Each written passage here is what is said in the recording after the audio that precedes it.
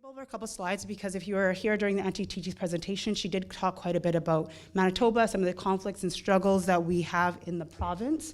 So I'll skip over that, but I'll talk a little bit about the African communities of Manitoba. I also talk really fast, and I will try to slow down as best as I can, and I apologize in advance. But as Auntie Titi said, or Titi Tijani, the president and board of ACOMI, African communities in Manitoba, our mission, our motto is to advance community unity and prosperity for all. We've been doing that for over 20 years in the province of Manitoba, and we are continuing to work towards building a more diverse, a stronger community for Africans in the province. However, lots of the conflict that's been happening in the province has really helped to, or has really challenged the work that we've been doing by creating divides across our communities. So whether it be by age or by cultural groups, there's so many divides that continue to break down our capacity to actually build up our community. So last year, I was tasked with the challenge to develop some kind of sustainable funding opportunity for the African communities in Manitoba that allow us to address the growing need within our province and within our city particularly. Originally, the board came to me to ask if we would be able to implement something that all the charitable sector does, which is implement a gala event that'll bring ongoing funding into our community. However, we quickly realized that due to the constant divides that are being created within our organization or within our province, that a gala event wouldn't actually respond to the need of the community. So what I proposed is that we actually initiate the I Belong initiative, which speaks to a more diverse look at what's going on in our community, looking at building reconciliation strategies, as well as looking at building more belonging strategies within what we're doing to help bring in people from within our community. This would also directly respond to the issues we were having with funders, saying that your community is not supporting you, so we won't support you either. So we needed to bring more people on board. So we launched the I Belong initiative to do that. So I'm really gonna be focusing on the I Belong initiative. And again, we don't have a lot of time, so I'm not gonna be speaking too directly, specifically about any one thing, but I will speak a little bit about what we have been able to do so far. So, this initiative is geared towards rebuilding and redefining the African communities in Manitoba. Through I Belong, we're working to reactivate the African community in a way that has not been done in years. And we are working on really focusing on self, as Dr. Lawanga had talked about yesterday.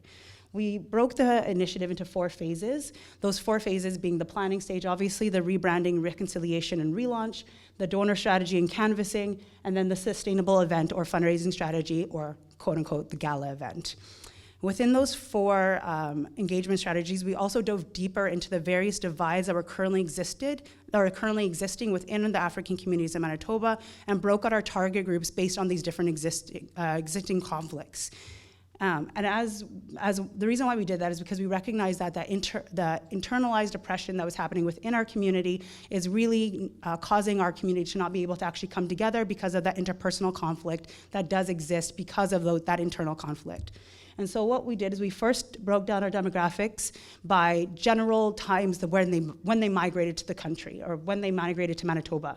So there's a first generation Canadians pre-2000, this first generation Canadians post-2000 migration, and then there's the second plus generation, so second generations onwards. The reason why we broke that down in that way is because we realized that there were very specific different issues that were being that were challenging within those demographics. So for example, a lot of first generation Canadians that came before the 2000s really had a tie back to home, really had a tie back to understanding that they were the foundation of the African communities settling in Manitoba, where some of the newer first generation Canadians that had come after 2000, they didn't have necessarily that foundation to the roots of the African communities in the province. So we wanted to separate those groups when we were targeting them to be able to reach out to them to be able to get them on board with what we were doing. And then second generation Canadians, why we focused on separating those, or second plus generation, why we kind of separated those groups out, is because when you look at the from a cultural perspective, what happens between generations is that the first generation usually has that tie back to home, whereas the second generation really just fights with understanding what home is, is it here or is it where my family's coming from? Whereas the third generation, it really searches for that connection back to home. So, for example, my parents came in the 70s from Nigeria, whereas myself, I'm in that second generation where I'm like, where's here? Where's home? People tell me I'm Nigerian, but then I'm like, but I'm also Canadian, but I'm also Nigerian, but I'm also Canadian. And it's that constant conflict that happens within you. Whereas if I were to have a child, I don't, but if I were to have kids, my kids would be more likely to easily accept the understanding of being Nigerian and wanting to go back, wanting to live there. So we separated the demographics because of these different reasons. From there, we continue to break down the groups within the age and religion and ethnoculture groups. So we recognize that within the different generations, we also have the different migrant groups. We have the different age groups that also play a big factor into what we are doing. What these divides allowed us to do is to really break down our messaging to help really communicate the unified vision of what we are trying to accomplish with a single voice messaging, or building that message for each different demographic that was identified within our original scheme. So this is an example of how we'd break down that same message. So if we were looking at a pre-2000 migration group over the age of 46, so again, thinking about my mom, and depending on the culture group, we would change the message for that culture group, but we look at talking about building spaces where individual cultural traditions could flourish, acknowledging the foundation and history that they had set in the province of Manitoba, talking about settlement and their acknowledgement of not going back anymore, and the acknowledgement of the fight to get to this point that where we're at right now. Whereas with the second generation young person, age 17 to 24, I think about my cousins, for example, they really think about Blackness as opposed to Africanness, and they also think about a concept of energy culture, Pan-Africanism, Black excellence. I like to use the example of one of the girls I actually coached in basketball. She came up to me, we lived across the street at the time. She came up to me, she looked at me, she's like, oh my God, Tolu, melanin! And she got really excited that we're really dark skinned. But what was wild to me about that is the fact that when I was her age, I would never have been able to celebrate that. I was never able to talk about being proud to be Black, whereas this idea of Black excellence exists so heavily in this younger demographic, in the second plus generation particularly. So we really focused on changing our messaging so that the same message of building community, unity, and prosperity spoke to those different demographics depending on who we talked to. And then specifically within the strategies that we're looking at to actually target or to actually reach out to these groups is we broke those down into 4 different areas. So the first thing is we were looking at building these strategies into everything that we did moving forward within ICOMI. So building cross-cultural intergenerational mentorship opportunities that speak to the opportunity to share lived experiences and creating safe places for people of African heritage in Manitoba. So that's in our current programs that exist, as well as our ongoing programs, as well as new programs that we're currently developing. We also realized quickly that email and phone calls weren't the only way or weren't the most effective ways to reach out to people of African heritage in our province. So we really did start to look at door-to-door initiatives, foot and mouth, like getting there, getting on the ground, walking around, talking to people individually. We also found that generally speaking, we would have to have 3 in-person meetings before someone actually signed on. So we'd have 3 in-person meetings in addition to also phone calls and emails riddled throughout that.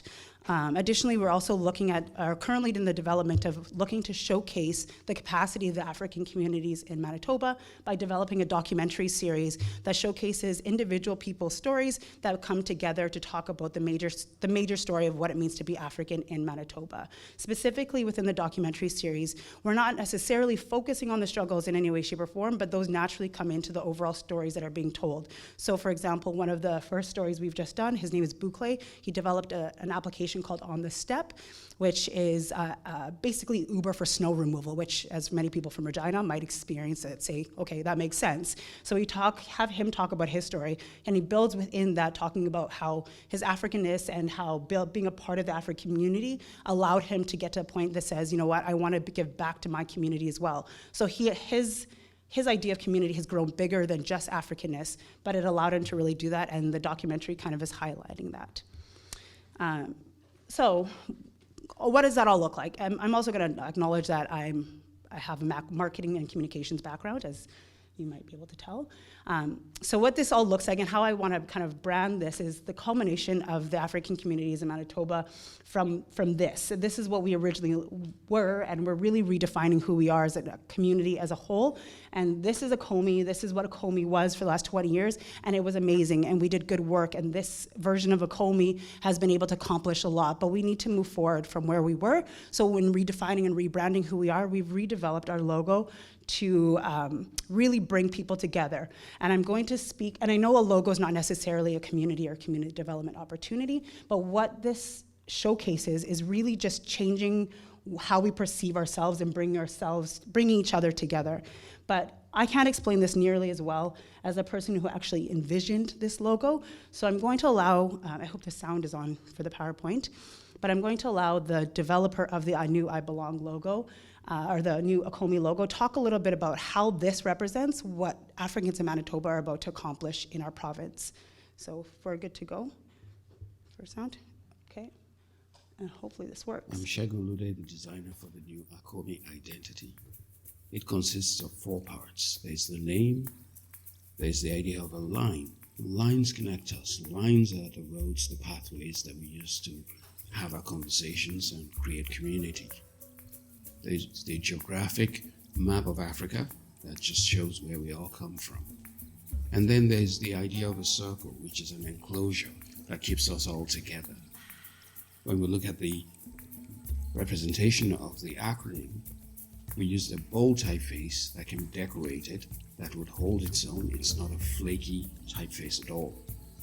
And then our interpretation of the line becomes a decorative pattern, something that you'll see on the hem of garments or on dresses or clothes in homes and on various designs. This is part of the visual language of Africa. And we take that same visual language and we apply it to the map of Africa to make this our own. The patterns used here can be found in the north, the south, east, and west, all over Africa. And we've taken the idea of the circle, the enclosure, and we've given it a different treatment. This is our space. This is where we come together. This is where we meet. This is us. And as we see the identity roll out, it can be stacked, it can be arranged as a landscape format, can be used with slogans, can be used on websites, and it actually makes a very good presentation of the organization. And as we go on, we'll see it used on videos as bugs in the corner. We have to call those bugs. And you can have various uses of that. On posters, it will serve us well. You can use it as a stamp. You can use it in various forms. And when we go to social media, you see our Instagram posts now take on new life because of this logo. And it was not meant to be bland. We can use color. We're going to restrict the use of color though, because we are very colorful people. We have colorful backgrounds. So we want to restrict the use of colors to just a few. And I did tell you the typeface can be decorated. Here it is, decorated, and it would serve well on a t-shirt or something. So that's my very quick presentation of our new logo and identity, and I'm sure it's going to serve us all well. Thank you for your time. It's going to make us all proud. Thank you. So, thank you. Just a last word. The logo is so much more than an image for us. It's really a homing beacon, and it's a unifying vision, and it's the message that as a people of African heritage, we can come together and we have a strength in numbers, and we have a strength when we are really just partnering with each other. It represents that Africans in Manitoba are diverse, and we create equitable opportunities for ourselves, as well as help the entire province to prosper.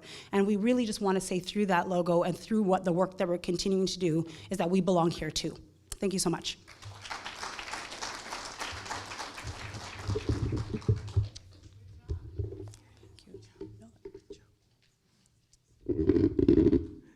Thank you so much. We have one more panel to present, and we're going to do our very best to present in 15 minutes.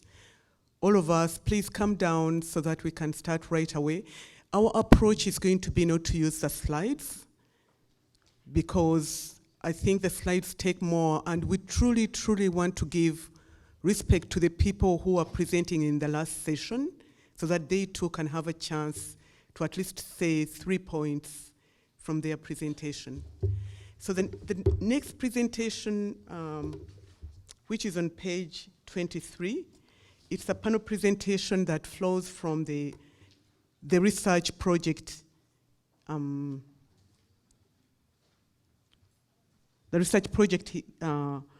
is addressing, like we've just done the one that talks about positive self-identity and health.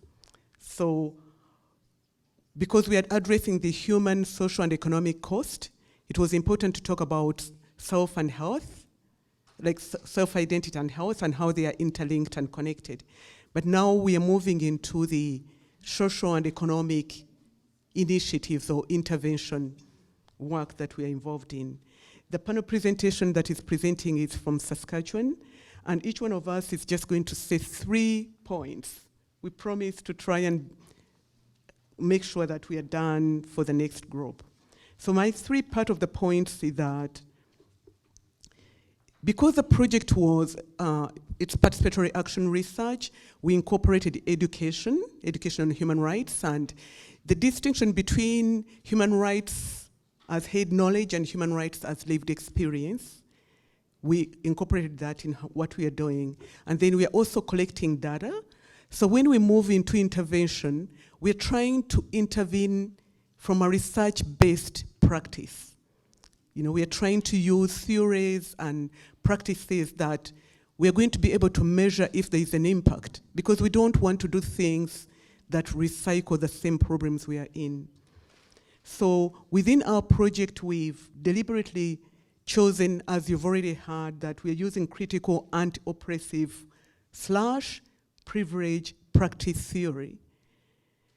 And we shared earlier on, I'm just pointing out that the key concepts that are within this practice theory is the recognition that human differences is natural. Like it's God's idea, it's Creator's idea, it's not man's idea. And we need to learn to recognize those differences in a way that we celebrate that diversity and also recognize it as a resource. So whenever we recognize difference, we are being aware that difference is healthy. What do I learn from this difference? We also talk about power, and strategically, we recognize that power, because sometimes when you think of power, or people have power over me, you are stuck. You get stuck. So within postmodern thinking, we do come to the realization that there are many forms of power. So which power do I have that I can use to overcome? Power with, we've talked a lot about collaboration, power within, and power that transcends. We talk a lot about spirituality. You heard about people who talked about, I can do anything. Carol's presentation, Rose's presentation is talking about the power because I know who I am. And you may think that I'm not, but I know who I am and I can overcome. So spirituality is central in our practices, and we use holistic approach. Again, I want to say, actually, one of the key things we talk about is framing our practice within postmodernist thinking. Whenever we get stuck into modernist thinking, either or, the other, we get stuck. So in our practice, we emphasize postmodernist thinking. I can be of African descent, but I'm also Canadian, and I'm also a social worker, and I'm also a woman. So I need to define who I am.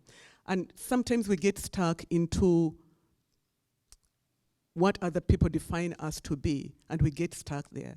But we want to encourage in our practice that people self-identify themselves and access the multiple forces of power they have to overcome oppression. We talk about practice theory and skills and strategies people can use, but right away also in our practice, because it's participatory action research, we move into praxis. We have to do something about what we are experiencing. That's what helps us to overcome. So with that, I'm going to let Rosemary come and talk about the key methodology we use, like volunteering and mentorship. Thank you. Good afternoon. Good afternoon to everybody, and thank you for your time. You've been here all along yesterday and today. So I'm only talking about the methodology we're using in this research, which is the mentoring and the volunteering. We find it as a very important method so that because we are doing an evidence-based practice in this research. So why mentoring and volunteering is important? Sometimes we use it to establish connection. We find out that during the process, for whoever you are mentoring, or the mentee or the mentor, you establish a connection between them and provide guidance and support to mentees, especially when you are new in the system and you don't know who to ask, what to do, and you're a professional from where you're coming from.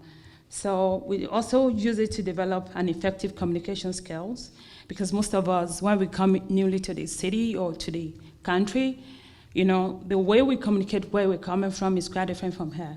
So we also use it for healthy working relationship, because we realize that most of the time there's a breakdown in communication in the organization, which we find ourselves sometimes just because we don't know how to communicate effectively. So all these are why we're thinking the mentoring and the volunteering is very important at this time, especially for us newcomers when we come newly into the system. So we're still developing our framework, is in developing stage, and we're using it in different professions. So a successful one, just to wrap it up or to summarize that, we have to have a clear objective and goal, which we're still working on, so that the training for the mentor and the mentees, which we're also working on for each profession that we're aligned, we want to be sure that the training, what you expect as a mentee and what you expect as a mentor, we've been able to speak to on the aspect of the medical field, and at this stage, we have some volunteer doctors that have practiced there for quite a long time. They're willing to take some people in, and actually, when we started this program, we actually have one of our African sisters that schooled outside Canada coming back now for her to get into the system as a medical doctor. So we're still in work in progress, as we've said. I don't want to take much of your time, but what we intend to do at the end of the day is to have like a repository that if you're in the medical field, you come to ACRN, you are able to connect with one or two people to give you almost all the material you'll be using to prepare for your exams. So you don't start navigating and say, where do I go, what do I do? So that is our aim at the end of the day. And like I've said, it's still work in progress. We have only one candidate right now that we're trying to mentor. And we're still developing the framework at this stage. Thank you so much.